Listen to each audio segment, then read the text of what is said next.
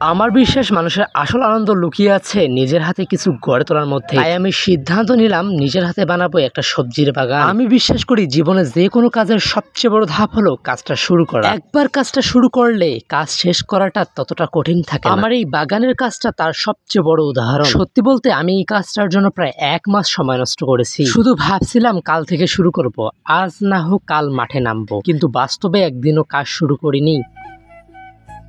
মনে হচ্ছিল কাজটা অনেক বড়, হয়তো একা একা পারবো না, হয়তো সময় লাগবে, কিন্তু আসল সত্যিটা হলো যতদিন আমি শুধু ভাবছিলাম ততদিন যদি আমি শুরু করতাম কাজটা মনে হয় শেষ হতো।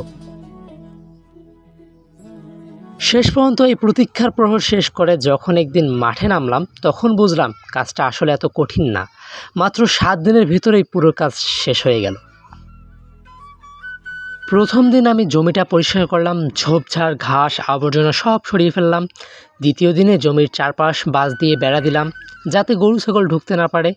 তৃতীয় দিনে জমি চাষের কাজ শুরু হলো, মাটি আলগা করা, সার দেয়া, সব কিছু ঠিকঠাক করলাম।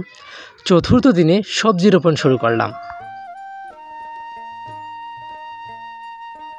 এক একটা বীজ মাটিতে বসানোর সময় মনে হচ্ছিল ধীরে ধীরে আমার স্বপ্নটা বাস্তবে রূপ নিচ্ছে। এভাবে সকালে আর বিকেলে কাজ শুরু করলাম, নিয়মিত কাজ করলাম, পানি দিলাম, আগাছা তুললাম, জমি ঠিক রাখলাম। মোট 7 দিনের মাথায় পুরো জমিটা একেবারে বদলে গেল।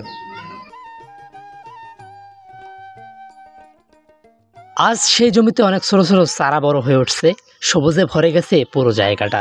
নিজের হাতে গড়া এই বাগান দেখে মনে হয় কষ্ট কখনো বৃথা যায় না। যে জায়গাটাকে আমি এতদিন ফাঁকা রেখেছিলাম আজ সেই জায়গাটা আশা ও আনন্দে ভরে দিচ্ছে।